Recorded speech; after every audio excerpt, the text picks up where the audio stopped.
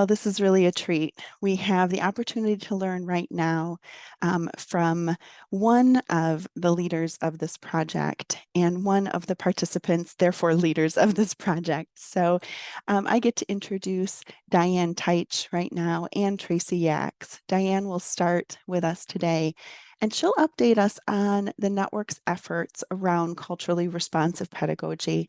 And then we have the privilege of hearing Tracy Yaks as she shares the process as she's currently literally right now in the process of working with and coaching teachers around the efforts of the Diverse Tech Set project, which we know is an offshoot and a project within this network. So it is my honor to, again, connect us to our mission and vision as a network of early literacy coaches in Michigan. We're committed not just to the instructional practices, which we were fortunate to be able to dig into deeper this morning, and we will again with Dr. Nell Duke, but we're also committed to research-supported and humanizing early literacy coaching, the work that we do with the educators we're privileged to serve. And that's all in service to the children and their families and the communities that the educators we serve get to teach. We've been focusing this year on our asset orientation, the first piece in the front matter of the updated essentials around our values in the instructional practices, but also as they connect to our mission and vision. So we are grateful. We are super grateful for the Cultivating Genius group, the leadership group who has really supported the initiatives both as a whole network and that are happening with specific members of the network by invitation and by connection to their work.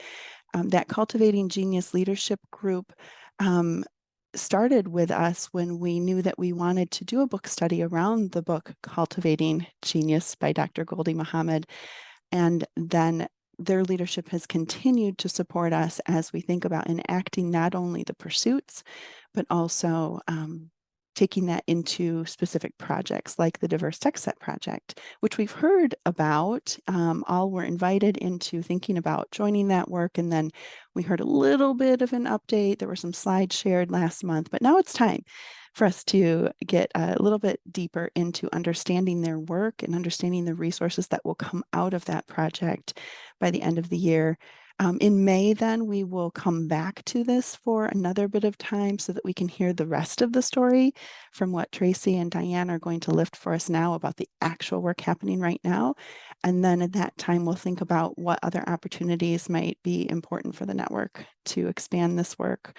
So absolute gratitude to the leadership team, absolute gratitude to Tracy, who's going to represent one of the coaching. She is one of the coaches who are right now digging into coaching cycles that are involved in the Diverse Tech Set project.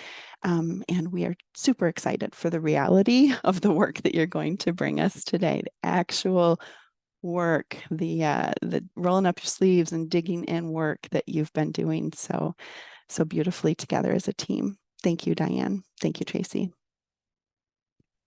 Thank you, Erin. It's really nice to be here in this space with all of you today.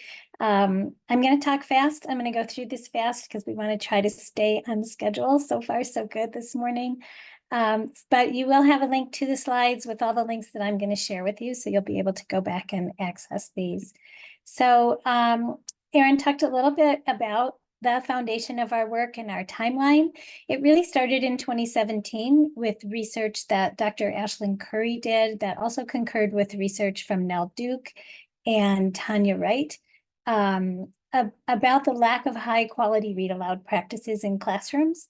And it was kind of alarming and kind of was a call to action. And then in 2020, we implemented the network-wide study of Cultivating Genius, as Erin mentioned. In 2021, we had a group of about 50 coaches work with Dr. Celie Ruiz to write our mission and vision statement. Last year was phase 1 of the Diverse Tech Set project, and we had 25 early literacy coaches working with Dr. Muhammad and her coaches to write units for diverse texts that go well beyond skills. And this year is phase 2 of our Diverse Tech Set project, and we have 14 early literacy coaches, most of whom were in phase 1, who are now going through Train the Trainer with Dr. Mohammed's coaches, and are also partnering with classroom teachers to implement the units that were written last year.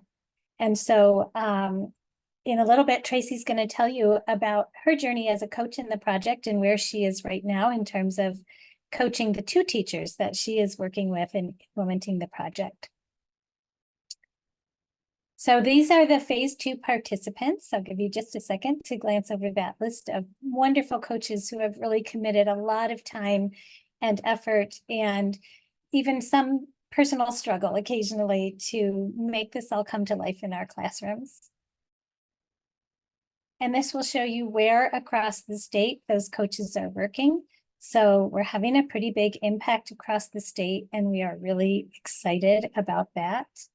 You will have access to, through this slide deck, and maybe Erin can also put the link in the agenda, our Diverse Tech Set Project Suite.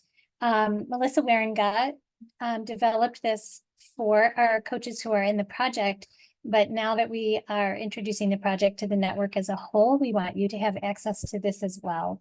So I'm going to see if I can take you out to, are you able to see this, Erin or Annie? Can you just, yes, okay, perfect. So what you'll see in here is all of the resources that were created in phase 1 of the project. There is a guide on the side, which was designed to help coaches and teachers do the self-reflection necessary to be able to effectively teach using culturally relevant pedagogy. And then the coaching guide is really for coaches to help teachers in considering the transformational practices needed to implement Dr. Mohammed's framework and become a culturally and historically relevant educator. And then there are samples of the unit and daily lesson plan formats for the units that were created. So these are just samples of one book. But then if you scroll down, you have links to all of the unit plans that were created by our phase 1 participants. And then under that, it says CHRE unit plans reviewed by Dr. Goldie Mohammed. So a section of our unit plans that you see up here were submitted to Dr. Mohammed for feedback.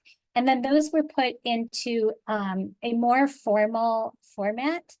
And you'll see if you click that, you'll get to a folder. The plans are the same as here. They are just in a more formal format. And these are ones that you will know Dr. Mohammed has personally reviewed. So that's that resource. And let me go back. So what we've been up to as facilitators of the Cultivating Genius now called Culturally Relevant Pedagogy work within the network, we meet monthly for planning and ongoing support for the participants in the Diverse Tech Set project, as well as to provide input to the network around what should be next. Where do we go from here in terms of culturally relevant pedagogy? We have a group of participants in phase 2 who are working on writing new units for different books, and they meet and collaborate to provide each other with feedback. Our 14 people in the Diverse Tech Set phase 2 project are going through Train the Trainer with Dr. Mohammed's coach, and 4 out of 5 sessions for that have been completed. Our last session will be in May.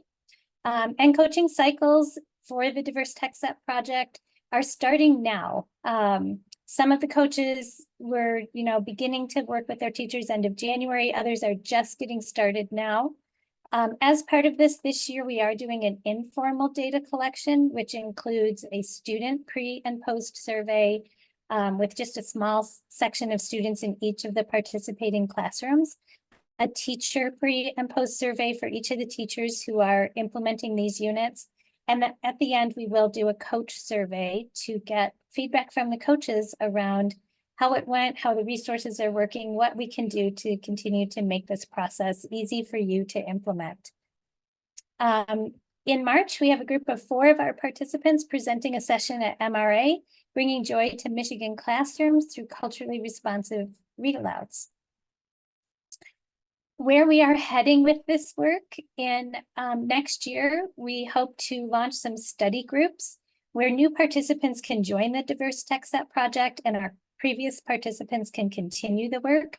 Some of our current and previous participants will be leading those study groups. So you'll be working with people who have directly experienced this work with teachers in classrooms. We are going to provide courses in EduPaths. One will be for the Cultivating Genius book study for coaches who are new to the network or weren't able to participate in that study in 2020. And then returning coaches, we're going to have additional book studies available. The next one, which I'll tell you about in a minute, will be on Unearthing Joy, to continue learning and supporting culturally and historically responsive teaching. And then the learning sessions train the trainer participants will first facilitate culturally and historically responsive education learning content to the network and to local districts. So you may remember in August that we sent out Unearthing Joy, I believe, to everybody in the network. And you might be wondering what's happening with that. We got this book, but nothing particularly has happened with it other than we have mentioned it. We've talked about bringing joy into your work and into your classrooms of the teachers you're coaching.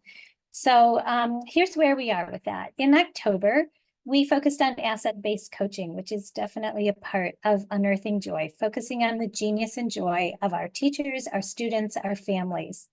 And so there's links here to resources that were shared in October around asset-based coaching. And then this spring, we hope, but definitely by fall, we will be unveiling the EduPaths course on Unearthing Joy, so that as members of the network, you can participate in that book study. Another absolutely fabulous thing that our extremely talented Michelle Wagner has put together for us is links on the Early Literacy Coach website to find all of our work around culturally relevant pedagogy, and in particular, the Diverse Tech Set project. So I'm going to very quickly guide you through how to access this. So when you go to literacyessentials.org, you will go to quick links. Most of you know this, but for those of you who are newer, sometimes it's nice to have a little refresher. You'll go to log in. And I'm already logged in, but you will just put in your username and password. Your username is your email. The password, I believe, is litcoach, all lowercase. And then you'll click on ISD Literacy Coaches. Oh, no, that's where you log in. Sorry, because I was not already logged in. So let me do that. Okay, and here's our network. And if you scroll down, you will see a link to culturally relevant pedagogy, which will take you here. Isn't this beautiful? Michelle does such a wonderful job. So here you'll see a link to the Diverse Tech Set project, which I will take you to in a minute. This will take you to the EduPaths course on Cultivating Genius. This will take you to the Unearthing Joy course once that's available. And this will actually take you to the slides that I am showing you right now. So you'll be able to get to all the links there. Plus, I know Erin's going to put the link in the agenda to the slides. The Diverse Tech Set project, this is what you'll see here. Here's all the phase 1 resources that I showed you in that suite just a little bit earlier. So the guide on the side, the coaching guide, here are the sample lessons, just to see the formats. Here are all the completed units. And then here are the links to the folder with the ones that Dr. Mohammed has provided feedback on.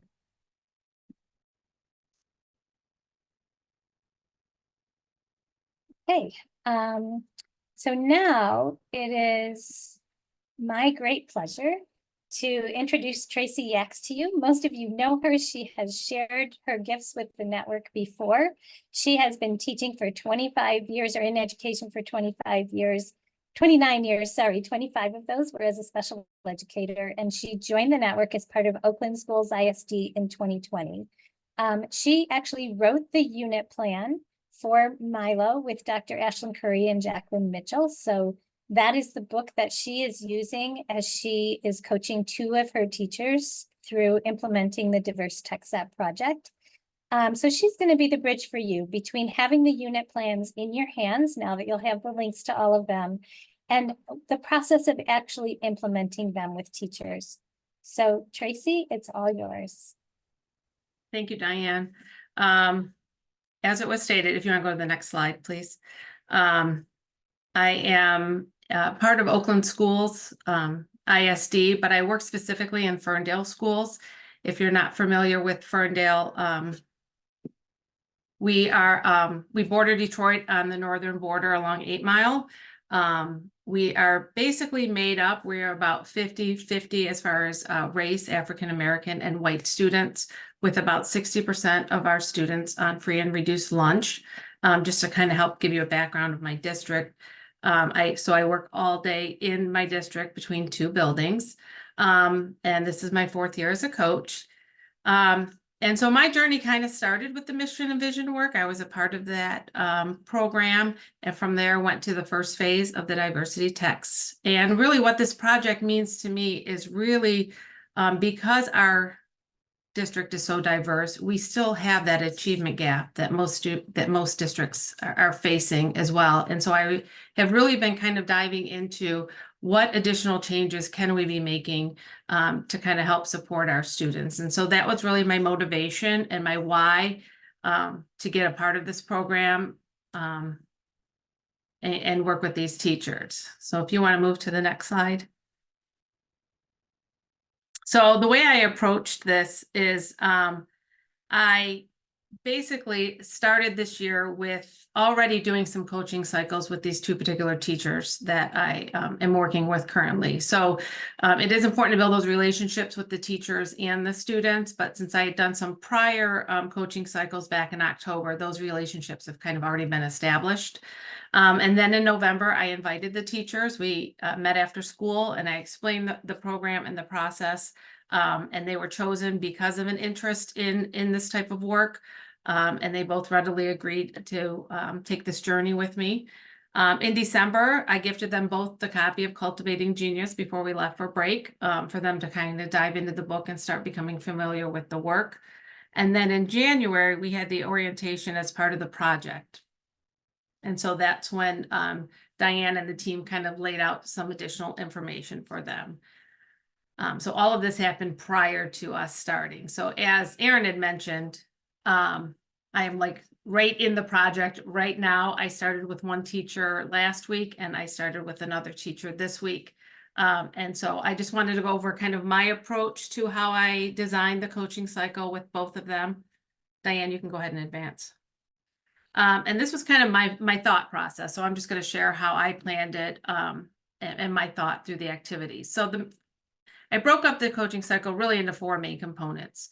So the first is professional learning. I really wanted to make sure that I am providing professional learning around Dr. Mohammed's work and sharing some of those resources that we have. And so I broke that up into 3 specific PD days with them to focus on learning the 5 pursuits. It's myself and both teachers together when we do this. And for me, because this is my journey as well as their journey, I wanted to lift some of the coaching essentials that I was going to kind of focus on for myself. The instructional practice essentials are already embedded in the unit. So those, we speak to those as well. But for me and for my journey, I wanted to also focus on the coaching essentials. So for me, essential 1, having that core knowledge and learning along with them was important to me. And then also the essential number 2, the adult learning principles, to make sure that the PD that I was doing was engaging for them as adult learners. The second part I focused in on was coaching conversations. So those are embedded throughout the cycle. Those I do individualized with each teacher separately. So they each set their own goal for the project. And I make sure that when I'm having these coaching conversations, I'm very purposeful in the questions that I'm asking to kind of help guide them to be thinking about Dr. Mohammed's work. I think it's very often easy to talk about like the experiences with the kids, but I always wanted to connect it back to that learning for them. And so again, through the process of this one-on-one, I feel like I'm working on coaching essential 3 with that collaborative relationship, as well as 6, because there's a variety of coaching activities happening, the co-planning and the reflection piece. Then as part of it, the third component was to be involved in the classroom teaching. And so there's various lessons throughout the unit that I'm either leading and modeling for, or I am co-teaching with the teacher. So I chose to do the identity map work, which we did prior to starting the book. I also did the initial read aloud with the students. I did some co-teaching, a lesson that the teacher chose. And again, working on those essentials of having a multifaceted approach, as well as various activities. And then the remaining of the unit is the teacher doing the lead on the lessons, but I did also include one observation where I was providing feedback on what they were doing. Next slide. So for the professional development, I really tried to focus in on some resources that were shared in the network. So as part of when you go through some of the work that Diane had shared, the MESA unit created a handout that's a really nice kind of one-pager that talks about the 5 pursuits, a description of it, and then what that look and sounds like. So I started our overview with sharing that document as kind of an overview. In those folders, there's some video resources from when we did the book study, and there was a nice 7-minute video of Dr. Mohammed speaking about identity. And so we did that in our first PD session. And then in Unearthing Joy, I found a really great activity that the teachers have really actually been enjoying. It's on page 147, and it's where Dr. Mohammed takes everyday items and has you create the 5 pursuits. So there's one on a cup of coffee, there's one on a pen, there's one on a plush Batman toy. And so I think it really eased the teachers into doing kind of a fun, whimsical kind of activity without maybe the weight or the heaviness of trying to take a book and create those statements. And so at each of our sessions, we take another item and we practice writing those 5 pursuits and creating those pursuits on just everyday fun items. And so over my PD days, I broke it up in that way. We did the overview and the identity, the first one.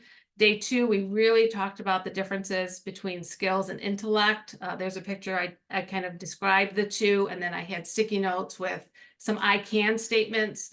And then we dialogued around, is that more of a skill or is that more intellect? And then our final session will be on criticality and joy. Coaching conversations, again, I touched on this a little bit. We did the goal setting. We were doing co-planning throughout the cycle. I'm trying to do check-based to make sure that we're monitoring for both the teacher understanding and the student understanding. I did have an incident already with one teacher where the students weren't really understanding a stereotype that was pictured in the book. And she just wanted to know, how do I deal with that? I read it twice. They don't understand this particular example. And so we dialogued on how we had to adjust the lesson to kind of support the students' understanding on that piece. I have asked the teachers to keep notes after each lesson, just to kind of, as we go to reflect, and when we do our culminating reflection, they have some notes to refer back to. And again, I'm trying to be very targeted in my reflection questions to bring them back to the 5 pursuits. So an example is in my first coaching conversation after we had been working on identity. I asked the teacher, did you experience any changes in how you view identity? And did your students experience any changes on how they viewed identity, through the first few days of the lessons? Next slide. Again, the coach involved lesson. So part of if you choose to do Milo, and I honestly would recommend doing this if you are for any of our diverse tech sets, but it's embedded in the Milo unit, is to do an identity map with the students. We did this as part of the orientation for the teachers we were coaching as well. They had a chance to fill out an identity map, but it's really important for students to start to realize their own identity before we're going to ask them to kind of do the work within the book. So I came in, we did a whole lesson on the identity map. The kids all created their identity maps, and we've referenced those, throughout the unit so far. I also did the initial read aloud for the book. I always love to see it because if you're not familiar with the story, the overarching theme is judging others. And there's a little bit of a plot twist that is surprising. And so I always love to see the students' reactions to see if they have that aha moment where they realize where the story's going. And then each teacher, I invited them to pick a second lesson to go through the unit. And if there was a particular lesson that they wanted me to come back, and we would co-teach and co-facilitate together. And so each teacher picked those individually. I provided all the lessons. So each teacher, again, was gifted with the book, Milo Imagines the World, but then I made sure I had copies of the layered text that they needed. They had links to all the videos or songs that were incorporated in the lesson. So I made sure they had the pieces they needed to complete the unit. And then for their observation, when I come in, I was, you know, we dialogued about if there was something specifically they wanted me to look for while they were teaching. And so that was a little bit more individualized for them, depending on where they felt they wanted to work on an area. So next slide. So that being said, this is kind of like the layout of our schedule of what it looks like. Again, I have that luxury of being in the same building, so I have the opportunity to see these teachers every day and to be in the classroom when needed. When we rolled this out, I gave the teachers 2 options. I said you could either stop a unit for 2 weeks, and so we do have a reading curriculum. They have their weekly stories. I said we can kind of just take out your weekly story and we will replace it with this book, and this will become your reading for the 2 weeks. I said, or you could just utilize maybe your read aloud time, whenever that is in the day, if it's like right after lunch, and maybe do it over the course of maybe a longer period of time, just touching on those topics, revisiting the stories, and kind of embedding the story as part of a read aloud time.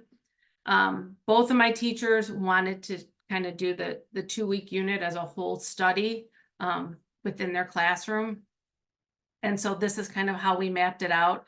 Again, this is how we chose to do it, but you know, we also were kind of working around our February break, so it seems a little condensed. But basically, we started with that PD day. And as you can see, the PD is embedded throughout. So we're trying to work as we go. I didn't give them all the information to begin with and then jump right into the coaching cycle. I really was kind of purposeful in us meeting. They were both willing to stay after school, which I'm grateful for 3 afternoons so that we could all 3 be together at the same time. And then as Diane mentioned, for our work, I had to give the survey first. And so that was part of like the initial day. I went in and did a survey with some students, and then I did the identity map lesson, and that's kind of outside of starting the actual lesson plan unit. And then you can just kind of see, I did lesson 1 was one that I taught for both classrooms, and then the teachers did lesson 2, lesson 3, and then basically on their planning period is those coaching conversations. We just picked a consistent day that we could meet to dialogue, and that coaching conversation involved the co-planning and the reflection piece kind of together embedded in the cycle. The observation was a few days later, you know, kind of spacing it out, had another coaching conversation, and then at least one of my teachers, the second teacher hasn't shared with me yet, but my teacher that is a little bit farther along asked that I do lesson 8 with them, because she wanted me kind of to be there for the culmination of the unit as a whole. And so that's what we'll do. The 3 things that are highlighted red, we're going to end with a unit reflection. And again, that's where all 3 of us are coming together. So it's kind of like a debrief after the end of when they've both finished it. So it probably won't be exactly that day because they're off on their schedules. But just to give you an idea, the hope is that we would do kind of a unit reflection at the very end to make sure that we, you know, have that time to debrief about the unit as a whole. So that's just kind of my thought process of how I took the learning that I have received, looked at the units, and kind of planned out a purposeful coaching cycle. Thank you so much, Tracy. There are a couple of questions in the chat. One question is, how long were your PD sessions with the teachers? They asked when you did them, but you did share that you did those after school, Yeah, but how long were they were scheduled for a half hour, but honestly, we were talking, they probably went about 45 minutes. I scheduled them from like 3:45 to 4:15. But so far, we've stayed continuing to talk. So they've turned into about 45 minutes, but I schedule them just to respect their time. I schedule them as just half hours. Okay, and then another question was, with everything that teachers have to squeeze into their day, how are your teachers in particular fitting this into their schedule? And then I can share a little bit more about what we've talked about as a cohort too. Well, what we decided to do, and we're actually in a transition year between curriculums right now, so we have a little bit more flexibility in our reading curriculum, but we literally replaced the curriculum stories for 2 weeks and then inserted this. So for 2 weeks, like we currently have journeys, they did not do the journey stories for 2 weeks. They both chose to stop the curriculum for 2 weeks to run the cycle to get it in. Again, I mentioned that second option. Some people may want to start with just doing this at a read aloud time that's separate. They may still have their weekly stories, and maybe after lunch, you could guide some teachers and come in and maybe do not the whole unit, but some of the work around the read aloud, maybe multiple readings and maybe one of the layer text. You could do a compare contrast and kind of shorten the cycle a little bit and keep it focused at that read aloud time. But for us and my teachers, they chose just to eliminate their weekly story so they had time to do the work. Thank you so much, Tracy, for sharing and the time you put into this. I'm going to add that part of Dr. Muhammad's framework is focused on skills. And so wherever you are in your curriculum, the skills that you're working on, you can incorporate those into these units so that you're not completely stepping away from your scope and sequence, the progression of what you're doing. You can incorporate those skills into these units, but you will also be incorporating the other pursuits from Dr. Muhammad, intellect, joy, criticality, and identity. So thank you again, Tracy. Erin, thank you for giving us the time this morning.